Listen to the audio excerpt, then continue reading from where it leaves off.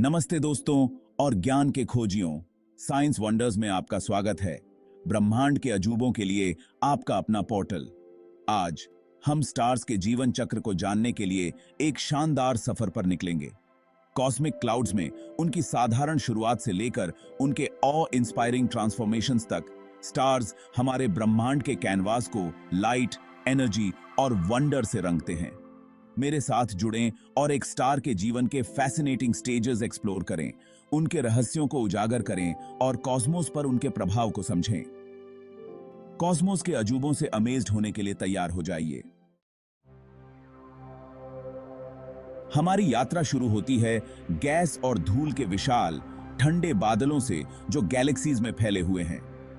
ये बादल, जिन्हें स्टेलर नेबुलाe कहा जाता है, स्टार्स की जन्मस्थली हैं। इन्हें कॉस्मिक किचन्स के रूप में इमेजिन करें, जो एक स्टार को बनाने के लिए आवश्यक इंग्रेडिएंट्स से भरे हुए हैं। ये बादल, हालांकि शांत दिखते हैं, लगातार मूविंग और चेंजिंग होते रहते हैं।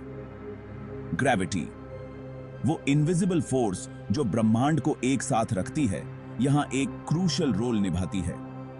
लाखों वर्षों में ग्रेविटी नेबुला में मौजूद गैस और डस्ट को एक साथ पास लाती है, जिससे क्लाउड क्लंप और कॉन्ट्रैक्ट होता है। जैसे ही क्लाउड कोलैप्स होता है, सेंटर गर्म हो जाता है और एक डेंस हॉट कोर बनता है, जिसे प्रोटोस्टार कहते हैं। अंतरिक्ष की विशालता में ये एक स्टार के जीवन का पहला कदम है, क्रिएशन की एक स्पार्क। प्रोटोस्टार अभी भी अपने डस्टी कोकून में लिपटा हुआ है, ग्रो करता रहता है, आसपास के नेबुला से अधिक मटेरियल खींचता है। जैसे जैसे यह मास इकट्ठा करता है, इसका कोर और ज्यादा हॉटर और डेंसर हो जाता है, जैसे पहाड़ी से लुढ़कता हुआ स्नोबॉल और ज्यादा स्नो इकट्ठा करता है और ज्यादा कॉम्पैक्ट होता जाता है। इस प्रक्रिया में लाखों साल लग जाते हैं। प्रोटोस्टार का कोर टेम्परेचर और प्रेशर तब तक बढ़ता रहता है जब तक कि एक क्रिटिकल पॉइंट तक नहीं पहुंच जाता। न्यूक्लियर फ्यूजन की शुरुआत, यहीं से प्रोटोस्टार वास्तव में जीवित होता है। न्यूक्लियर फ्यूजन वो प्रक्रिया है जहां हाइड्रोजन एटम्स फ्यूज होकर हीलियम बनाते हैं। इस प्रक्रिया में बहुत अधिक मात्रा में एनर्जी रिलीज करते हैं। यही एनर्जी स्टार को शाइन कराती है और एक प्रोटोस्टार से एक फुल फ्लेज्ड स्टार में उसके ट्रांजिशन को मार्क करती है। एक बार जब न्यूक्लियर फ्यूजन शुरू हो जाता है, तो स्टार मेन सीक्वेंस के रूप में जाने वाले चरण में प्रवेश करता है। यह एक स्टार के जीवन का सबसे लंबा और सबसे स्टेबल स्टेज होता है। हमारा अपना सूर्य वर्तमान में अपने मेन सीक्वेंस में है, यार को चमक रहा है और हमें लाइट और वार्मथ प्रदान कर रहा है। इस स्टेज के दौरान स्टार इक्विलिब्रियम की स्थिति में रहता है। कोर में न्यूक्लियर फ्यूजन से आउटवर्ड प्रेशर ग्रेविटी के इनवर्ड पुल को बैलेंस करता है। इसे रस्साकशी के खेल की तरह समझें, जहां दोनों तरफ बराबर का मुकाबला है। मेन सीक्वेंस के स्टार्स अलग अलग साइजेस, टेम्परेचर्स और कलर्स में आते हैं। स्मॉलर स्टार्स ठंडे और लाल रंग के होते हैं, जबकि लार्जर स्टार्स ज्यादा गर्म और नीले रंग के होते हैं। एक स्टार मेन सीक्वेंस में कितने समय तक रहता है, यह उसके मास पर भी निर्भर करता है। लार्जर स्टार्स अपने फ्यूल को स्मॉलर स्टार्स की तुलना में बहुत तेजी से बर्न करते हैं। फ्यूल को आखिरकार हर स्टार के कोर का हाइड्रोजन फ्यूल खत्म हो जाता है। जब ऐसा होता है तो न्यूक्लियर फ्यूजन से आउटवर्ड प्रेशर कम हो जाता है और ग्रेविटी कंट्रोल में आ जाती है। कोर कॉन्ट्रैक्ट और हीट अप होता है, जिससे स्टार की आउटर लेयर्स काफी एक्सपैंड हो जाती हैं। जैसे ही आउटर लेयर्स एक्सपैंड होती हैं, वे ठंडी हो जाती हैं, जिससे स्टार को एक रेडिश अपीयरेंस मिलती है। यही कारण है कि इन एजिंग स्टार्स को रेड जायंट्स कहा जाता है। हमारा सूर्य अंततः एक रेड जायंट बन जाएगा, जो मर्क्यूरी और वीनस के ऑर्बिट्स को भी अपने अंदर समेट लेगा। रेड जायंट्स सचमुच बहुत विशाल होते हैं। अगर हमारे सूर्य की जगह एक टिपिकल रेड जायंट को रख दिया जाए, तो वह मार्स के ऑर्बिट से भी आगे तक फैल जाएगा। हमारे सूर्य जैसे स्टार्स के लिए रेड जायंट फेज अंत नहीं है। जैसे जैसे कोर कंट्रैक्ट और हीट अप होता रहता है, यह अंततः इतना गर्म हो जाता है कि हीलियम को कार्बन और ऑक्सीजन जैसे भारी तत्वों में फ्यूज कर सके। हालांकि यह हीलियम फ्यूजन अस्थिर होता है और इससे स्टार वायलेंटली पल्सेट करता है।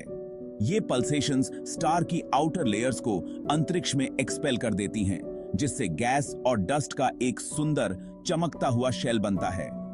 इस चमकते हुए शेल को प्लैनेटरी नेबुला कहा जाता है, हालांकि इसका प्लैनेट से कोई लेना देना नहीं है। यह नाम एक हिस्टोरिकल रेलिक है, जब शुरुआती एस्ट्रोनॉमर्स ने प्रिमिटिव टेलीस्कोप्स का उपयोग करके इन ऑब्जेक्ट्स को प्लैनेट समझ लिया था। Supernovae, the universes grand finale.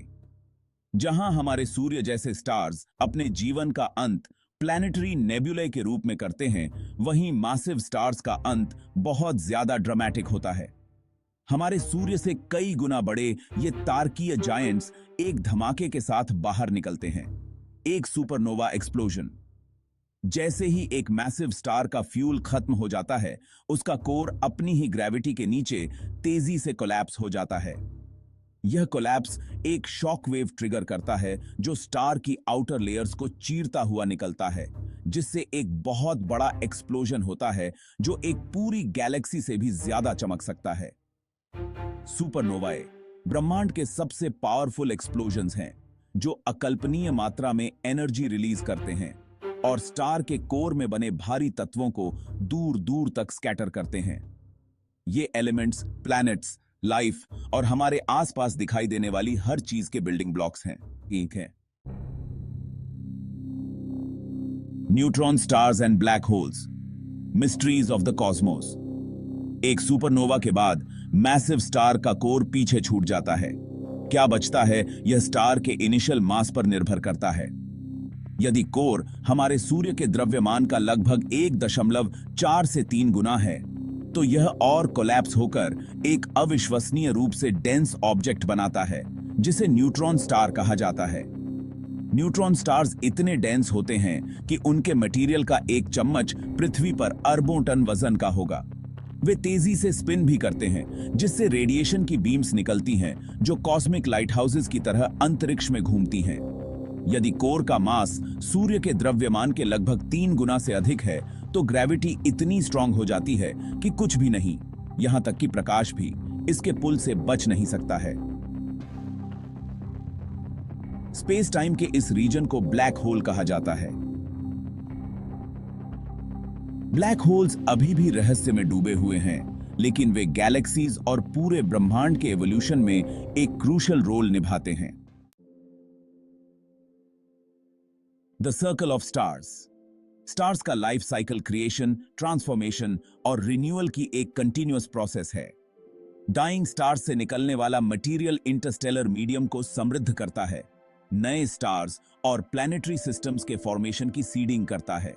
Stellar nurseries से लेकर सुपरनोवाए तक एक स्टार के जीवन का प्रत्येक स्टेज कॉस्मिक टैपेस्ट्री में योगदान देता है, ब्रह्मांड को भारी तत्वों, एनर्जी और जीवन की क्षमता से समृद्ध करता है।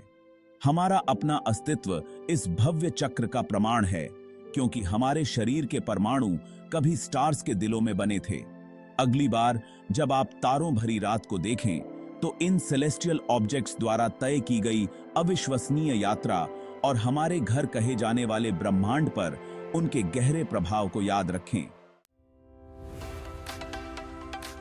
Keep exploring with science wonders. इस कॉस्मिक एडवेंचर पर हमारे साथ जुड़ने के लिए धन्यवाद। अगर आपको स्टेलर लाइफ साइकिल की यह एक्सप्लोरेशन पसंद आई है, तो ब्रह्मांड में और अधिक फैसिनेटिंग जर्नीज के लिए साइंस वंडर्स को लाइक, शेयर और सब्सक्राइब करना न भूलें। क्यूरियस बने रहें, एक्सप्लोर करते रहें और हम आपसे अपने अगले वीडियो में मिलेंगे।